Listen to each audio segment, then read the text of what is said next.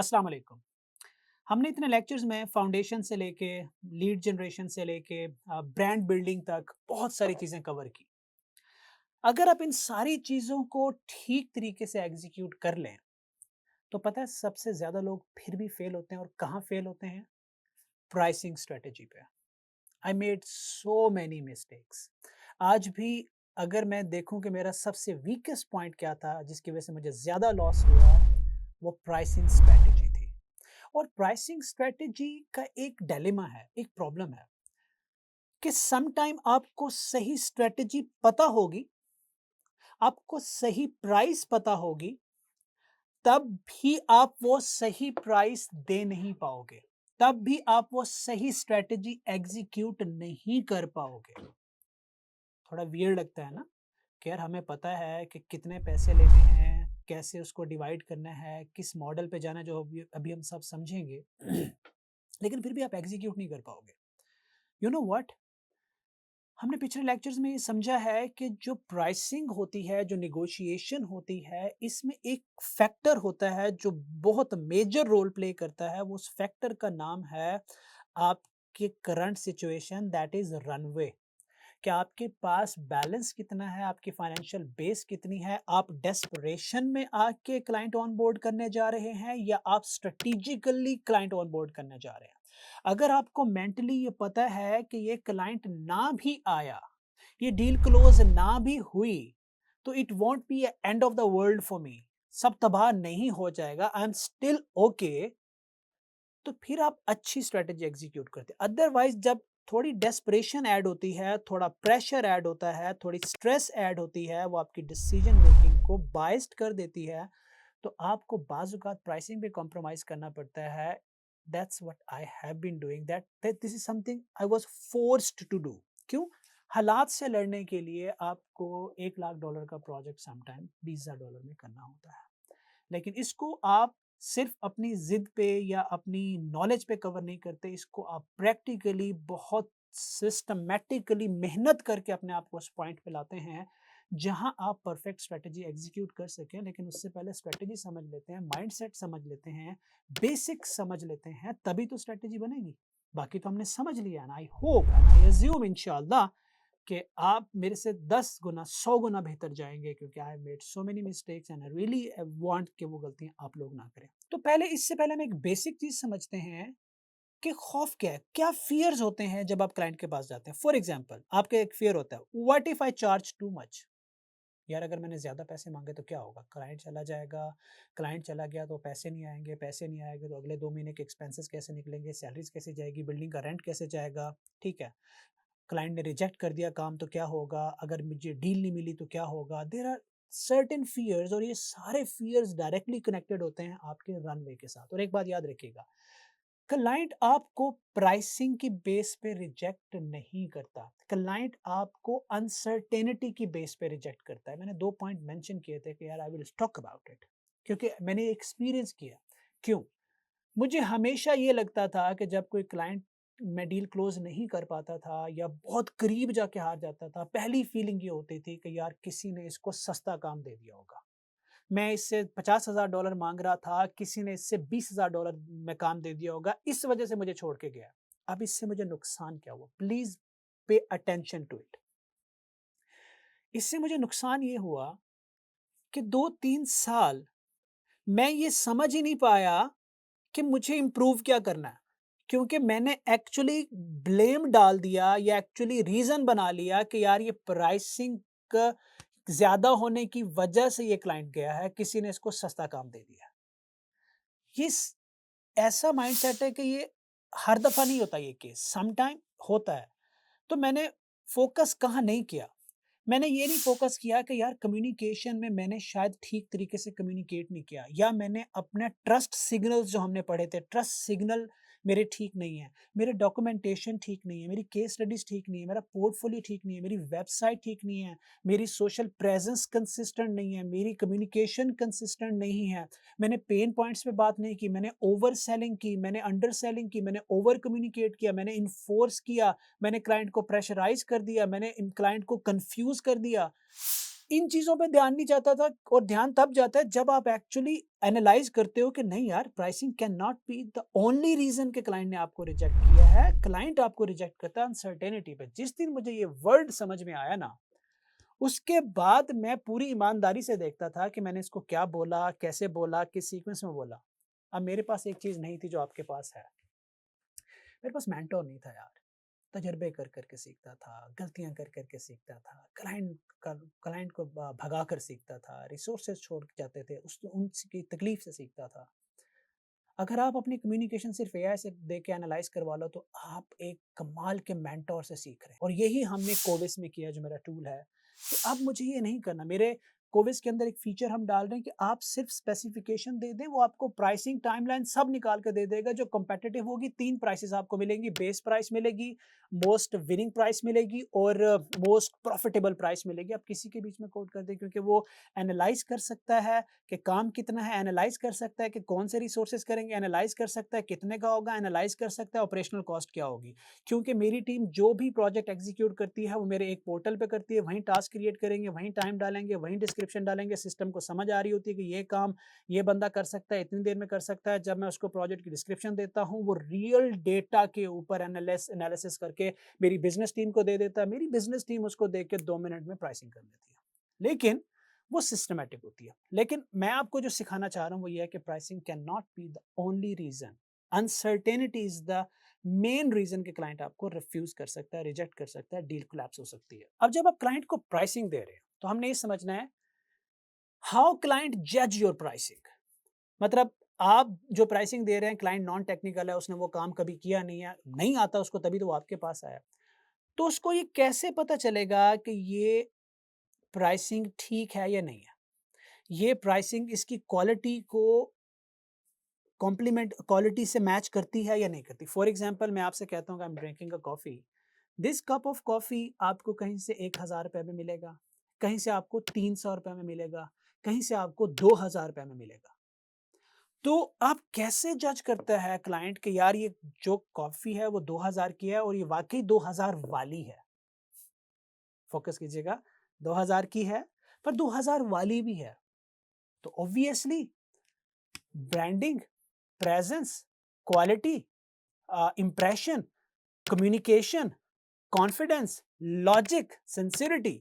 अगर मैं सेल्समैन से ये सवाल करूं कि यार ये कॉफ़ी जो है ये 2000 की क्यों है, और वो मुझे कहता है कि सर ब्रांडेड कॉफ़ी है ना, कमाल की कॉफ़ी है ना, इसलिए 2000 की है, it won't make sense at all. लेकिन अगर वही सेल्समैन मुझे ये कहता है कि सर ये फ्रेश बीन्स हैं, 6 महीने से पहले हमने इसको एक्सपोर्ट किया है कोलंबिया से, और कॉफ़ी बनाने से पहले हम इसको फ्रेश क्रश करते हैं, और ये उसका लेवल है, ये उसका रोस्टिंग लेवल है, ये मशीन हम यूज़ करते हैं, उससे इस वजह से इसका टेस्ट आता है, इसकी ये इंपोर्ट हमारे पास होती है। अगर वो मुझे लॉजिकल कॉन्फिडेंस के साथ इसकी वजह बताएगा कि why this is a 2000 of worth coffee, 2000 की कॉफी है, तो फिर actually I will trust him. So क्या होता है, स्टेप करते हैं।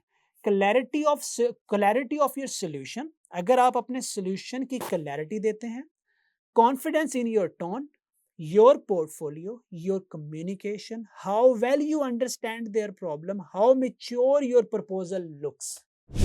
ठीक है, आपने उसको बताया कि भाई ये काम मुझे आता है, ये मैंने किया, ऐसे किया, ये एविडेंस है, ये केस स्टडी है, ये पोर्टफोलियो है, ये नॉलेज है, ये एक्सपोजर है, ये एक्सपीरियंस है, and your confidence and body language जो है वो बहुत मैटर करती है। और ये जो है ना, कंटेंट देखने से नहीं आती, प्रैक्टिस करने से नहीं आती, ये एक्चुअली डिलीवर करने से आती है, रगड़े खाने से आती है, अचीव करने से आती है, छोटी छोटी जीत हासिल करने से आती है। और वो टाइम लगता है, इसको ओवरनाइट डेवलप नहीं कर सकते। आपको पता है कि मैं एक पेंडू सा आदमी हूँ, भावलपुर से आया था। स्कूल यूनिवर्सिटी का एक्सपोजर लेने से पहले मैं सीईओ बन चुका था, और उसके पीछे जो मेजर रीज़न था वो फेलियर्स थे, और उन फेलियर्स को बर्दाश्त करने का जो मेजर रीज़न था वो था sports. As I always encourage, आपका जो स्ट्रॉन्ग माइंड होता है वो स्ट्रॉन्ग बॉडी में होता है। फिटनेस एंड स्पोर्ट्स आप कॉम्पिटिटिव स्पोर्ट्स में हो, आप अपने हेल्थ का ख्याल रख रहे हो और मैं बिल्कुल साइड पे जाके बात कर रहा हूँ, बट मैं आपको ये समझाना चाहता हूँ कि इतने क्लाइंट छोड़ के गए, मैंने गिव अप नहीं किया, इतने लोग छोड़ के गए, गिव अप नहीं किया, इतने फाइनेंशियल प्रेशर है, गिव अप नहीं किया। तो क्या इसकी वजह थी कि मेरे सर पे कोई डंडा था? नहीं, pressure handling ability, stress handling ability, resilience, commitment. जब आप इससे धक्के खा के गुज़रते हैं, तब ये कॉन्फिडेंस आता है, वो आपकी टोन में रिफ्लेक्ट करता है और वो एक्चुअली क्लाइंट को मैसेज देता है कि जो आप माँग रहे हैं, वो ठीक है। उसने तो जज करना है ना, क्योंकि उसको बेसिक चीज़ों का नहीं पता होता।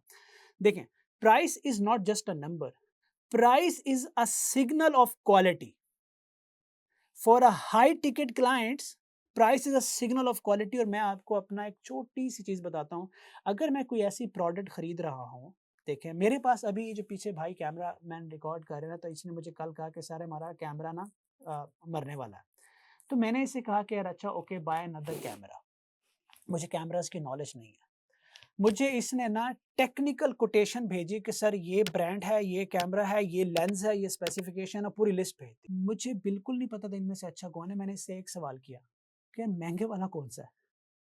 उसने कहा सर ये कैमरा महंगे वाला है। मैंने कहा यार ये ले ले।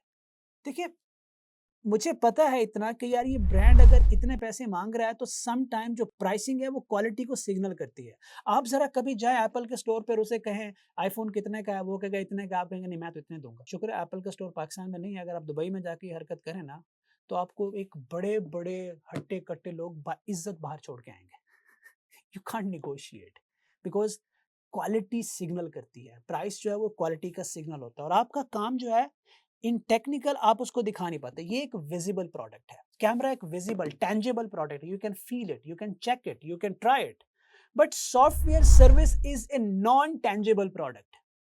जो नॉन टैंजिबल प्रोडक्ट है, you can't touch it, you can't experience it. तो नॉन टैंजिबल प्रोडक्ट को बिना बनाए डेवलपमेंट से पहले महंगा बेचने के लिए ट्रस्ट बिल्ड करना है और वो ट्रस्ट आपकी केस स्टडी, पोर्टफोलियो, प्रोफाइल, आपकी लॉजिक, आपकी information about that particular solution, about the understanding of the problem, ये सारी चीजें क्लाइंट को देती हैं। कॉन्फिडेंट प्राइसिंग जो होती है, क्लाइंट को एक मैसेज देती है और वो है they know what they are doing. मुझसे जो हाई पेड क्लाइंट है ना, अक्सर एक सवाल करते हैं, hey man do you know what you doing? That's it. And I confidently say, hey yes I know what I am doing, don't worry. That's it. That's the conversation for a high paid clients. That's a signal. अब जब ये समझ लिया, थोड़ी सी psychology की बात की, अब हम समझते हैं कि सॉफ्टवेयर सर्विस इंडस्ट्री में पॉसिबल प्राइसिंग मॉडल्स कौन से हो। पहला आर्ली मॉडल होता है, जो आप फ्रीलांसिंग में भी आपको पता होता है कि आप पर आवर क्लाइंट को चार्ज करते हैं कि यार ये आपका काम है, इतने घंटों में ये काम होगा, मैं पर आवर इतना लूंगा। ठीक है। अब ऑब्वियसली हर प्राइसिंग मॉडल के प्रोज एंड कॉन्स होते हैं। ये जो अर्ली मॉडल होता है, ये स्मॉल टास्क के लिए अच्छा, छोटे काम के लिए अच्छा होता है, बग फिक्सिंग के लिए अच्छा होता है, छोटे छोटे चेंजेस के लिए ठीक होता है। लेकिन अर्ली के ऊपर एक बड़ा इंटरप्राइज लेवल प्रोजेक्ट आप नहीं बना सकते, या वो फिजिबल नहीं होगा, क्योंकि अगर एक काम आपने 2 साल में करना है, वो प्रोजेक्ट की जो डेवलपमेंट है वो 2 साल की है, तो उस 2 साल में आपने उस पर 8 से 10 बंदों की टीम लगाई और उन 8 से 10 बंदों को जब आवर्स में कन्वर्ट करेंगे, तो वो एक बड़ा फिगर बनेगा जो साइकोलॉजिकल प्रेशर बन जाता है। आप उस नंबर ऑफ आवर्स को उस तरह से जस्टिफाई नहीं कर सकते। Number of hours fit in होते हैं स्मॉल टास्क डिजाइन, या आप स्पोर्ट पे जाए, कोई प्रोडक्ट बनाया आपने उसको स्पोर्ट पे डाला, अब आप क्लाइंट को कहते हैं कि मैं 3 घंटे पर डे आपको दे सकता हूं स्पोर्ट के, कोई भी मसला है तो 3 घंटे में अवेलेबिलिटी आपको दे दूंगा। तो वो आप स्पोर्ट पे नंबर ऑफ आवर्स दे सकते हैं, क्योंकि स्पोर्ट पे होता यह है कि आपके पास ज्यादा काम नहीं आ रहा होता, प्रोजेक्ट स्टेबल होता है, उसमें एडवांसमेंट नहीं हो रही होती, तो क्लाइंट कोशिश करता है कि यार मैं इनको फुल पे क्यों करूं, जितनी मेरी जरूरत है मैं उतने ले लेता हूं। तो आप आर्ली पे जाके प्राइसिंग कर सकते हैं, लेकिन आपको पता होना चाहिए कि आर्ली पे कब जाना है, और मैंने आपको बता दिया। और मैं बता रहा हूँ इसकी वीकनेस ये है कि इसको स्केल करना मुश्किल होता है। दूसरा मॉडल है फिक्स प्राइसिंग। मैंने अपनी ज़िंदगी में ज़्यादातर काम फिक्स प्राइसिंग पे किया है। अब फिक्स प्राइसिंग के अंदर मैं आपको कुछ बेनिफिट्स बताता हूँ, कुछ टेक्निक्स और कुछ ट्रिक्स बताता हूँ। देखिए, फिक्स कॉस्ट आपके गले भी पड़ सकती है, फिक्स कॉस्ट आपको प्रॉफिट भी दे सकती है। आपके गले कब पड़ती है? जो मेरे गले कई दफ़ा पड़ी कि मैं रिक्वायरमेंट अंडर एस्टिमेट कर जाता था। क्लाइंट को ठीक से सुनता नहीं था, एनालिसिस नहीं करता था, बस जल्दी से प्रपोज़ल भेजता था ताकि यार ये किसी और के पास ना आ जाए, मैं जल्दी से इसको ग्रैब कर लूँ। ग्रैब कर लूँगा तो ठीक है, फिर देखूँगा क्या-क्या करना है कर दूँगा। उसमें होता ये था कि मैं 2 महीने का टाइम देता था और प्रोजेक्ट 3 महीने का होता था, फिर मुझे ज़्यादा आवर्स लगाने पड़ते थे, ज़्यादा बंदे लगाने पड़ते थे। जब ज़्यादा बंदे लगाता था, ज़्यादा आवर्स लगाता था, तो मेरी जो उसकी कॉस्ट है वो ऊपर चली जाती थी, प्रॉफ़िट मार्जिन खत्म हो जाता था। बाज़ औक़ात नेगेटिव में भी चला जाता था, क्योंकि मैंने स्पेसिफ़िकेशन नहीं समझी। अगर प्रोजेक्ट बड़ा है और आपने रिक्वायरमेंट की जो फ़ेज़ है, रिक्वायरमेंट गैदरिंग की जो फ़ेज़ है, उसको नहीं समझा, कम्युनिकेशन नहीं की, उसकी क्लैरिटी नहीं ली, उस पे साइन ऑफ नहीं लिया और आप फ़िक्स कॉस्ट पे चले गए, तो आप ट्रबल में आ जाएँगे। लेकिन अगर आपने सही रिक्वायरमेंट गैदर कर ली और फिर कॉस्ट भी दे दी, तो फिर आपने एक और काम ठीक करना होता है, अगर वो ना किया तो फिर मसला हो जाएगा। वो काम है कि उस प्रोजेक्ट को छोटे-छोटे माइलस्टोन में डिवाइड करें। मैं आपको एग्ज़ाम्पल दूँ कि आपने एक वेबसाइट ली, कि यार ये वेबसाइट है, मैं आपको 3 महीने में बना दूँगा और मैं आपसे $30,000 लूँगा, ठीक है? फॉर एग्ज़ाम्पल क्लाइंट एग्री कर गया। अब आपने क्या करना है, आपने बताना है कि जो स्पेसिफिकेशन गैदरिंग की फ़ेज़ है, एक वायर फ्रेम की फ़ेज़ है, एक डिज़ाइन की फ़ेज़ है, एक लैंडिंग पेज डेवलपमेंट की फ़ेज़ है, एक इनर पेज डेवलपमेंट की फ़ेज़ है, एक फुल वेबसाइट डेवलपमेंट की फ़ेज़ है, एक डिप्लॉयमेंट की फ़ेज़ है, एक टेस्टिंग की फ़ेज़ है, एक डिलीवरी की फ़ेज़ है। ठीक है? आपने माइलस्टोन बना लिए, इन सबको माइलस्टोन कह लें। हर माइलस्टोन पे छोटी-छोटी प्राइस देते जाएँ। फॉर एग्ज़ाम्पल जी, मैं जब आपको वायर फ्रेम इसके जो स्केच है या यूज़र स्टोरीज़ पे अगर आप लिख रहे हैं, डिस्क्रिप्शन लिख रहे हैं या रिक्वायरमेंट डॉक्यूमेंट बता रहे हैं, जब ये बनेगा मैं आपसे 10% लूँगा। जब आप अच्छी कंपनी बन जाए तो आप अपफ्रंट भी डालते हैं, अप टू 33% आप अपफ्रंट ले लेते हैं। उसे मोबिलाइज़ेशन कॉस्ट भी कह सकते हैं कि यार प्रोजेक्ट स्टार्ट करने से पहले लोग अपफ्रंट माँगते हैं। मैं अपफ्रंट के बगैर प्रोजेक्ट अब स्टार्ट नहीं करता हूँ कि भाई आप 33% अपफ्रंट दे दें, पहला ये माइलस्टोन होगा। पहले 3 से 4 माइलस्टोन मैं ईज़ी रखता हूँ। कोशिश होती है कि 33% पैसे आ गए, फिर पहले 4 माइलस्टोन क्या होंगे? आपकी यूज़र स्टोरीज़ हो सकती है, वायरफ्रेम हो सकता है, डिज़ाइनिंग हो सकती है, फर्स्ट लैंडिंग पेज हो सकता है। याद रखिए सॉफ्टवेयर आखिरी 20% में जाके फँसता है मोस्टली। तो आपने 60% 80% कॉस्ट रिट्रीव कर ली। अब उससे क्या हुआ कि आपका बैकअप बन गया, रनवे बन गया। अब जब आप आखिरी पार्ट में जाते हैं, कॉम्प्लेक्स पार्ट में जाते हैं, तो क्लाइंट आपके साथ एंगेज हो चुका होता है, वो पे कर चुका होता है मोस्टली, वो आप पे ट्रस्ट कर चुका होता है, आपका कनेक्शन स्ट्रॉन्ग हो चुका होता है और अगर उस लास्ट माइलस्टोन में कोई डिलीवरी वैसी ना हो जैसी एक्सपेक्टेड थी, कोई रोड ब्लॉक आ जाए, कोई टेक्निकल लिमिटेशन आ जाए, कोई कॉम्प्लेक्सिटी आ जाए, कोई मसला-मसाइल हो जाए, तो अब क्लाइंट भागेगा नहीं। क्योंकि आपका जो बॉन्ड है, जो आपका रिलेशन है, वो स्ट्रॉन्ग हो चुका है कंपैरेटिवली। लेकिन अगर आप कॉम्प्लेक्स माइलस्टोन शुरू में ले आते हैं, जब क्लाइंट का ट्रस्ट नहीं बना, आपके पास पैसे भी नहीं है और वहीं फँस गए, एक तो आपके पास पैसे नहीं है, एक आपके पास ट्रस्ट नहीं है और वो वहीं पे क्लाइंट आपको जज करेगा हल्की सी बैड डिलीवरी पे, हल्की सी मिसअलाइनमेंट पे वहीं छोड़ देगा। पहली फिक्स कॉस्ट कि आपने पूरे प्रोजेक्ट की कॉस्ट डिफाइन कर ली, ये होती है फिक्स कॉस्ट। ठीक है? अब आप उतने पैसों में प्रोजेक्ट डिलीवर करेंगे। उसमें अपसेलिंग का कॉन्सेप्ट भी होता है कि नया फीचर आया तो वो ऐड हो जाता है, कॉस्ट ऐड हो जाती है, टाइमलाइन ऐड हो जाती है। आप नए फीचर सजेस्ट कर देते हो, वो क्लाइंट वो मान जाता है, फिर उसके पैसे सजेस्ट करते हो। मैं अपसेलिंग ये बताऊँ कि मेरा पहला प्रोजेक्ट $50 $50 का प्रोजेक्ट गया $64,000 तक अपसेलिंग की थी। मेरा एक और प्रोजेक्ट लैंड हुआ $15,000 पे, जिस पे क्लाइंट ने मुझे कहा कि मैं तुम्हें $3,000 दूँगा। वो क्लाइंट $30,000 पर मंथ तक चला गया, 8 साल से पे कर रहा है। एक प्रोजेक्ट मेरा $10,000 के आया, उसने अपवर्क पे मुझे कोई $2.5 लाख दे चुका है, आज भी चल रहा है। देखिए अपवर्क पे नहीं है अब, क्योंकि अपवर्क से हमने 2 साल का टेन्योर कंप्लीट करके उसको बाहर आ गया, अपवर्क को बताकर डॉक्यूमेंटेड करके। तो अपसेलिंग हुई। Upselling is about research skills. मैं कोशिश करूँगा कि अपसेलिंग पे एक डेडिकेटेड लेक्चर करूँ, लेकिन मेरे ख्याल में इतना कॉन्सेप्ट आपके लिए काफ़ी है कि अगर आपने $1,00,000 का प्रोजेक्ट डिसाइड किया और आपने $1,00,000 में ही डिलीवर किया, तो समझें कहीं न कहीं आप बहुत गड़बड़ कर रहे हैं, ठीक है? और आपने झूठ बोल के पैसे नहीं कमाए, आपने रिसर्च करके, पॉइंट आइडेंटिफाई करके, वैल्यू देकर वो पैसे कमाए हैं, जिससे क्लाइंट को भी फ़ायदा, आपको भी फ़ायदा। But anyway fix cost change नहीं होती, माइलस्टोन बनते हैं, माइलस्टोन डिलीवर होते हैं, पैसे आते हैं और ये बड़े प्रोजेक्ट्स के लिए सूटेबल होता है। अब इसके ड्रॉबैक्स देखते हैं। सम टाइम ऐसा होता है कि फिक्स कॉस्ट आपने की और टेक्निकल लिमिटेशन पे प्रोजेक्ट फँस गया और मेरे साथ ये बहुत दफ़ा हुआ है। 4 महीने का प्रोजेक्ट था, एंड पे गए तो कोई टेक्निकल लिमिटेशन आई या क्लाइंट की कोई स्पेसिफिकेशन में एम्बिग्विटी आई, कुछ भी आया या क्लाइंट ने कहा कि मैं अगले 2 महीने के लिए छुट्टियों पे जा रहा हूँ या मेरे पास पैसे नहीं हैं।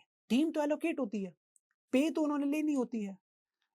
तो वो वहाँ फँस जाता है। काम ज़्यादा हुआ तो वो एक्चुअली कॉस्ट सेम होती है, काम ज़्यादा हो जाता है। कॉस्ट सेम होती है, कॉम्प्लेक्सिटी की वज़ह से दिन ज़्यादा लग जाते हैं। दिन ज़्यादा लगते हैं, कॉस्ट बढ़ जाती है। कॉस्ट बढ़ जाती है, पैसे तो प्रोजेक्ट के फिक्स होते हैं, फँस जाते हैं। तो फिक्स कॉस्ट पे चैलेंजेज़ होते हैं और ये challenges mostly requirement gathering phase की वज़ह से आते हैं, माइलस्टोन ठीक ना करने की वज़ह से आते हैं, क्लाइंट के साथ ड्यूरिंग द प्रोजेक्ट कम्युनिकेशन ठीक ना करने की वज़ह से आते हैं, या इस वज़ह से आते हैं कि आपने उस क्लाइंट को ये नहीं बताया कि ये जो फ़ीस है, फीचर में नहीं है। हम क्लाइंट को खुश करने के चक्करों में उसकी विश लिस्ट को बनाई जाते हैं, बनाई जाते हैं, बनाई जाते हैं, प्रॉफिट लॉस कर बैठते हैं।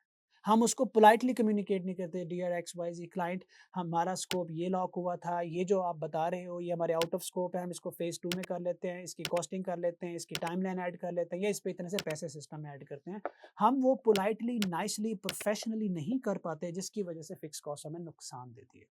तो 2 मॉडल्स हैं, अर्ली एंड फिक्स कॉस्ट। और जो तीसरा मॉडल होता है, जो मेरा फेवरेट मॉडल है, वो है रिटेनर। उसमें क्या होता है कि आप क्लाइंट के साथ तय कर लेते हो कि भाई मैं आपका प्रोजेक्ट डिलीवर करूंगा। मुझे नहीं पता क्योंकि आपका एक रिसर्च बेस्ड प्रोजेक्ट है और इसकी स्पेसिफिकेशन क्लियर नहीं है, या अभी आपको क्लियर नहीं है, या हो सकता है कि आप कोई ऐसी चीज बनवा रहे हो जिसमें बहुत सारी रिसर्च रिक्वायर्ड है और अनसर्टेनिटी कि ये हो भी सकता है, ये नहीं भी हो सकता। तो आप उसको कैसे फिक्स कॉस्ट दे सकते हैं? आप उसे कहते हैं कि जी मैं आपको इतने बंदे देता हूं, इतने लोग लगाऊंगा, इतने पैसे पर मंथ लूंगा, और मुझे 3-4 साल लगे फिक्स कॉस्ट से बाहर निकलते हुए, क्योंकि फिक्स कॉस्ट ने मुझे बहुत रगड़े लगा है बिकॉज ऑफ माई मिस्टेक्स, जो मैंने आइडेंटिफाई करके भी आपसे शेयर किया। अब मेरा 90% जो सिस्टम है वो रिटेनर्स पे चल रहा है कि भाई मुझे पता होता है कि इतने पैसे पर मंथ आने ही आने हैं, वो डिलीवरी डिपेंडेंट नहीं है। अगर कोई टेक्निकल ग्लिच आ गया है तो पैसे आएँगे, तो मैं अपने सिस्टम को स्ट्रीमलाइन कर पाता हूँ, एक्सपेंसेस को मैनेज कर पाता हूँ। कहीं भी मैंने प्रोडक्ट पे इन्वेस्ट कर रहा हूँ, मार्केटिंग पे इन्वेस्ट कर रहा हूँ, ब्रांडिंग पे इन्वेस्ट कर रहा हूँ, इनोवेशन पे इन्वेस्ट कर रहा हूँ, ट्रैवलिंग पे इन्वेस्ट कर रहा हूँ, नेटवर्किंग पे इन्वेस्ट कर रहा हूँ, तो मुझे पता है कि मेरे पास इतना बजट इस महीने के एंड पे इतने पैसे आने ही आने हैं। पहले मुझे ये पता नहीं होता था, और वो फ्रीलांसिंग ही होती है एक तरह की, आपको पता ही नहीं कितने पैसे आने हैं या नहीं आने हैं। तो फिक्स कॉस्ट की बात हम रिटेनर पे जब गए, तो रिटेनर पे आप क्लाइंट को डेडिकेटेड टीम देते हैं, लेकिन रिटेनर के आप ड्रॉबैक्स एंड बेनिफिट देखते हैं। बेनिफिट तो मैंने आपको बता दिए कि यार एक सर्टेनिटी होती है, वेल प्लानिंग होती है, सिस्टमैटिक होता है और उसके अंदर स्ट्रेस थोड़ी कम होती है। लेकिन इसको रिटेन करना मुश्किल होता है, सस्टेन करना मुश्किल होता है, क्योंकि इसके अंदर आपको ट्रांसपेरेंसी देनी पड़ती है। अगर 1-2 महीने आपने कोई विज़िबल काम नहीं किया, क्लाइंट जो है वो अनकंफर्टेबल हो जाता है, वो अनसर्टेनिटी में चला जाता है, वो आपके पैसे रोक सकता है। आपकी कम्युनिकेशन प्रोफेशनल होनी चाहिए, प्रोजेक्ट ट्रैकिंग प्रोफेशनल होनी चाहिए, क्लाइंट की मेंटालिटी को समझना है। ये सारी बातें मैं अपने फ्रीलांसिंग के कोर्स में समझा चुका हूँ।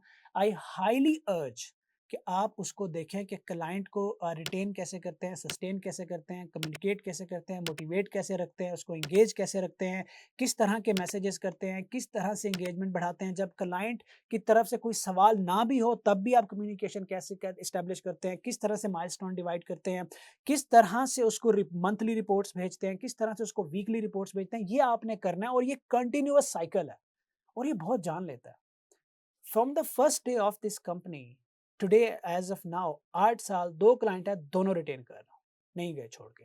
और जो छोड़ के गए वो मेरी स्टुपिडिटी की वजह से गए, जो छोड़ के गए मिसकम्युनिकेशन की वजह से गए, एसओपीज की कमी की वजह से गए, केपीआईज की कमी की वजह से गए, ट्रांसपेरेंसी की कमी की वजह से गए, टीम मिसमैनेजमेंट की कमी की वजह से गए। और वो सारी कमियां जो है हम अब तक जो पिछले लेक्चर्स उनमें मैं कवर कर चुका हूँ कि वो क्या हैं जो आपने नहीं करनी, और हम आगे भी करेंगे। बट ये 3 मॉडल आपने ध्यान में रखने हैं, fix cost, early cost, retainer. Retainer is very lucrative. इसके अलावा भी एक मॉडल होता है जिस पे जाने का मजा ही कुछ और है, लेकिन उसके लिए आपको एक वेट करना पड़ता है, वो है वैल्यू बेस्ड मॉडल। मतलब I am at a point जहां मैं क्लाइंट को अब कहता हूं यार ये सिस्टम आपकी जरूरत है, ये सिस्टम हम बना सकते हैं, no negotiation, no pricing, nothing को प्रपोजल नहीं। जब मैं ये बना लूंगा ना तब आप मुझे इतने पैसे दे देना, जब ये मैं काम आपको कर दूंगा ना तब इतने पैसे दे देना। उसके पीछे आपको क्या चाहिए? उसके पीछे सबसे पहले फाइनेंशियल बेस चाहिए, राइट टैलेंट, राइट एक्सपीरियंस और एब्सोल्यूट क्लैरिटी, क्योंकि आप रिस्क पे हैं। और मैंने ये किया है, जो मैंने रिसेंट सबसे बड़ी डील क्लोज की है, उसके अंदर मैंने क्लाइंट को तकरीबन 1 साल काम करके दिया, बिना पैसे के। 1 साल, साथ-साथ इन्वेस्ट करता रहा, क्योंकि मैं इस बात पे श्योर था कि ये प्रोडक्ट इसकी वाक़ई ज़रूरत है, ये बंदा वाक़ई पे कर सकता है, ये कंपनी वाक़ई क्रेडिबल है, मेरी टीम वाक़ई ही कैपेबल है ये डिलीवर करने के, मुझे वाक़ई ही इसकी नॉलेज है, मैं वाक़ई डिलीवर कर सकता हूँ। जब डिलीवर आप वैल्यू बेस करते हो तो फिर प्राइस जो होती है ना, प्रॉफिट मार्जिन आप आसमान पे रखते हो और प्रॉफिट मार्जिन इसमें ज़्यादा होता है। तो स्मॉल सर्विस भी हो सकती है वैल्यू बेस, कि आपने किसी को पहले डिज़ाइन कर दिया फिर पैसे लिए। पहले बग फिक्स किया फिर पैसे लिए, पहले डिलीवरी की फिर पैसे लिए, और जैसे-जैसे आपका कद, आपकी जो फाइनेंशियल बेस बढ़ती जाती है, आप बड़ी इन्वेस्टमेंट, आप बड़ी वैल्यू बेस्ड सर्विसेज पे जाना चाहते हैं। तो इसके अंदर रिस्क भी बड़ा है लेकिन प्रॉफिट भी बड़ा है। इसके अंदर जब आप डिलीवर करते हैं तो रिप्यूट भी बढ़ी है, ट्रस्ट भी बढ़ा है, और लॉन्ग टर्म रिलेशनशिप भी बहुत कमाल का बनता है, क्योंकि क्लाइंट का ट्रस्ट आसमान पे चला जाता है कि इस बंदे ने पैसे की परवाह नहीं की, पहले काम किया फिर पैसे ले रहा है। He is a doer, he is a deliver, person who can deliver. तो इसके साथ काम करने का मजा आएगा, ट्रस्ट ऊपर चला जाता है। So that's how you do the value based services. Lecture लंबा हो रहा है लेकिन अभी हम बात करेंगे इफेक्टिव प्रपोजल राइटिंग की। मैं फिर आपको रेकमेंड करूंगा for effective smart proposal writing. Freelancing के लेक्चर्स हाउ टू स्किल पे बड़े हैं, लिंक दे रहा हूँ, उनको जरूर देखिएगा, लेकिन मैं आपको बेसिक्स बता देता हूँ। सबसे पहले जो होता है प्रपोजल में, प्रोजेक्ट की अंडरस्टैंडिंग होता है। आपने समझना है कि प्रोजेक्ट के आप show you understand their problem, आपने उन प्रॉब्लम्स को हाईलाइट करना है कि आपने कौन-कौन से मसले समझे हैं और क्या-क्या मसले फिक्स करने जा रहे हैं, उनको दोबारा के लिखना था कि क्लाइंट कंफर्टेबल हो जाए कि यार जो मेरे मसाइल हैं इस बंदे को सारे पता चल गए हैं। फिर उन मसलों को हल करने के बारे में आपने प्रपोजल में सॉल्यूशन बताना है कि आप उसको कैसे हल करेंगे। सॉल्यूशन आपने बिल्कुल डिटेल नहीं बताना कि वो किसी और से करा ले, ना ही वेग बताना है कि उसको समझ ही ना आए। बस उसको ये पता होना चाहिए कि yes they can really do it. Identification of problem then solution. उसके बाद डिलीवरेबल बताने हैं कि कौन सा पार्ट कब डिलीवर होगा। ऑब्वियसली माइलस्टोन बनाएंगे कि पहले मैं ये बनाऊंगा, ये डिलीवर करूंगा, फिर ये करूंगा, फिर ये करूंगा, फिर ये करूंगा। अगर डिजाइन का प्रोजेक्ट है तो माइलस्टोन में डिवाइड करें, डेवलपमेंट का प्रोजेक्ट है तो माइलस्टोन में डिवाइड करें। Keep the milestone simple, nice, और उनकी प्रॉपर्टीज में आपको बता चुका हूँ।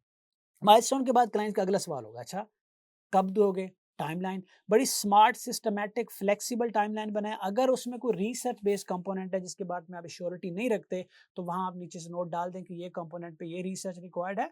ब्रेवली डोंट से कि मुझे सब पता है, इसमें थोड़ा टाइम लग सकता है, फ्लेक्सिबिलिटी रखें। जब आपने टाइमलाइन भी बता दी तो फिर एंड में आप उसको प्राइसिंग बताएं। प्राइसिंग से बाद आप वैल्यू बताएं कि वाई चूज अस। वाई चूज अस में क्या आता है? दिखाएं कि यार ये काम आप पहले कर चुके हैं, दिखाएं केस स्टडीज, दिखाएं पोर्टफोलियो, बताएं एक्सपीरियंस के बारे में, दें एग्जांपल्स, ये बताते हैं कि यार आप क्यों हैं। जब आप ये सारा कुछ कर लेते हैं तो कॉल टू एक्शन होता है कि यार मीटिंग पे आए या कॉल पे आए, हम आपको ये प्रपोजल एक्सप्लेन कर देते हैं। तो अगर आप ये 6 एलिमेंट को प्रपोजल में कवर करते हैं, जिसको मैं उन लेक्चर्स में कर चुका हूँ, नहीं भी तो आप 6 एलिमेंट उठा के जीपीटी को दे दें, आपको डिटेल प्रपोजल मिल जाएगा। और कोविस में मुझे ये भी नहीं करना पड़ता, मेरे कोविस में मैं सिर्फ क्लाइंट की स्पेसिफिकेशन लेता हूँ, कॉपी करता हूँ, प्रपोजल बन के आ जाता है, क्योंकि मैंने उसको ऐप पे इतना ट्रेन किया हुआ है। तो आपको बड़े आराम से ये मिल जाता है proposal. Effective proposal is a winning thing. पहले मैं प्रपोजल राइटर रखा करता था, जब से एआई आया ना, एआई मेरा प्रपोजल राइटर है, और उसमें मुझे प्रॉम्प्ट्स नहीं देने, सिर्फ स्पेसिफिकेशन कॉपी करने, क्योंकि मैंने अपने कुछ रोल्स एआई से रिप्लेस करता जा रहा हूँ। तो एज ए फाउंडर आपने हमेशा देखना है कि कहाँ आप एक्चुअली लीन स्मार्ट वे में टेक्नोलॉजी को यूज कर सकते हैं। अब आप छोटा सा एक सेक्शन जिसमें आप ये देखें कि प्रपोजल राइटिंग के टाइम आपने किन मिस्टेक्स को अवॉइड करना है। Number 1, giving price without understanding the scope. I have done so much, और इससे मुझे बहुत लॉस हुआ, और ये आपकी कंपनी को ऐसा है जैसे खूंटे के साथ बांध कर रखेगा, कभी आगे नहीं बढ़ने देगा। Offering discounts before client ask. आप फौरन ही डिस्काउंट देते हो जो आपको डाउट में डाल देती है, जो क्लाइंट के मांगने से पहले डिस्काउंट नहीं देनी आपने क्लाइंट को। ऑफरिंग अनलिमिटेड रिवीजन, कभी मत फंसना। 10 क्लाइंट में से एक ऐसा मिलेगा जो आपसे रिवीजन करवा के आपको कंज्यूम कर देगा, और इवेंचुअली आपकी उससे लड़ाई हो जाती है, रेपुटेशन भी खराब, ना टेस्टिमोनियल आएगा, ना वो आएगा, ना रिलेशन बनेगा कुछ। अब हम क्विकली डिस्कस कर लेते हैं कि प्रपोजल राइटिंग के टाइप जो मोस्ट कॉमन मिस्टेक्स हैं, जो मैं करता था, जो मैंने लोगों को करते देखा, जब मैं ट्रेनिंग देता था, वो क्या है। Giving price without understanding the scope. Specification समझे बगैर जो मैं बेवकूफ़ी करता था, प्राइस दे देता था, खुद ही फंस जाता था। उसके बाद क्लाइंट को आप डिस्काउंट दे देते हैं बिना पूछे, बिना उसके मांगे। क्लाइंट ने मांगी नहीं और आपने कहा मैं आपको 20% डिस्काउंट देता हूँ, इससे आप एक्चुअली अपनी वैल्यू कम कर बैठते हो। आप क्लाइंट को कह देते हो कि जितने मर्जी चेंजेस कराओ, मुझे मसला नहीं है, unlimited revisions. Don't do that. 10 client खुश होंगे, लेकिन उनमें से एक ऐसा निकलेगा, वो आपसे इतनी रिवीजन कराएगा कि वो 10 क्लाइंट्स का प्रॉफिट खा जाएगा। उसके बाद है आपके पास राइटिंग लॉन्ग बोरिंग प्रपोजल, कि यार मैं इसको सब बता दूं। नहीं, 5 स्टेप्स बताएं, उसी पर हैं, क्लाइंट के लिए काफी है। उसको जो चाहिए सिर्फ उतना बताएं। उसके बाद है साउंडिंग डेस्परेट। आप प्रपोजल के अंदर सेलिंग मत करें, प्रपोजल के अंदर अपनी तारीफें और सेलिंग मत करें, टू द पॉइंट रहें, डेस्परेशन शो मत करें। उसके बाद है reacting emotionally to price objection. Client ने कहा ये तो बहुत महंगा है, तुम 50,000 मांग रहे हो, मुझे 3,000 में मिल रहा है। अच्छा, वैसे वैसे गुस्सा बहुत आता है इस पे, लिटरली इस पे गुस्सा बहुत। ये ऐसे ही है कि जैसे आप अपनी गाड़ी बेचने जाए, बड़े प्यार से 20 लाख की गाड़ी खरीदी है, बेचने के लिए गए तो बायर कहता है हो ये तो 3 लाख रुपए की है। उस वक्त बंदे का दिल करता है कि आप समझ गए होंगे मैं क्या कहना चाह रहा हूँ। तो लेकिन आपके ये सब टाइटल आपके मुंह पे नहीं आने चाहिए। You have to stay calm, cool and logically defend that. उसकी भी हमने बात ऑलरेडी कर चुके हैं। Use technical jargons, client don't understand. ये बेनिफिट भी होगा कि आप क्लाइंट के साथ इतनी कॉम्प्लेक्स लैंग्वेज में बात करें, उसको समझ नहीं आई, वो कंफ्यूज हो गया, वो आपके पास आया नहीं। सम टाइम क्लाइंट टेक्निकल होते हैं, आप उनसे इतनी लेमैन लैंग्वेज में बात करते हैं कि वो समझते हैं कि आपको कुछ नहीं आता। Control the conversation with clarity and professionalism. ये मिस्टेक्स अगर आप ना करें तो आपका प्रपोजल इफेक्टिव हो जाता है। और एआई कैसे हेल्प आउट कर सकता है, मैंने आपको प्रैक्टिकल एग्जांपल दिया। मतलब मैं ये नहीं कहूँगा जीपीटी से लिख लो, प्रॉम्प्ट ये दे दो, ये कर दो। इस लेवल तक एआई आ गया कि मैंने प्रपोजल राइटर ही ऑफिस से एलिमिनेट कर दिया। मेरे पास प्रपोजल राइटर ही मेरा कोवेस है, वही लिख के देता है proposal. That's the magic of AI. Success tips की बात करते हैं। Never compete on being cheap. अगर कोई बहुत आपसे ज़्यादा चीप है तो आप उससे चीप होने की कोशिश मत करें, आप हमेशा अपने मार्जिन को माइंड में रखें। Increase pricing every 3 to 6 month, क्योंकि हर इन्फ्लेशन बढ़ रही है तो आपने अपनी प्राइसिंग को बढ़ाना है। Give clients 2 to 3 packages option, कि आप बताएं उसको कि यार मेरे साथ प्रूफ ऑफ कॉन्सेप्ट बनवाओगे, ये पैसे होंगे, एमवीपी के ये पैसे होंगे, ये फीचर सेट बनवा लो, अभी ये फीचर ना बनाओ, इस फीचर के एक्सपेंस ज़्यादा हैं तो आप ये इस प्राइस में ये फीचर ले लो, इन फीचर्स के लिए ये प्राइस ले लो, इन फीचर्स के लिए ये प्राइस ले लो, पैकेज बना के दो उसको। माइलस्टोन बेस्ड प्राइसिंग करें। Keep proposal short and clean. Be confident when saying your price. Deliver more value than actually expect. Promise less, deliver more. मैं उल्टा करता था, प्रॉमिस मोर, डिलीवर लेस। सीधी बात कह रहा हूं, I have done this mistake, so now I learn the hard way. Deliver less, promise less, deliver more. Client surprise होता है, खुश होता है, ट्रस्ट फैक्टर ऊपर जाता है। These are the success tips and I hope it will change the entire journey. Thank you very much.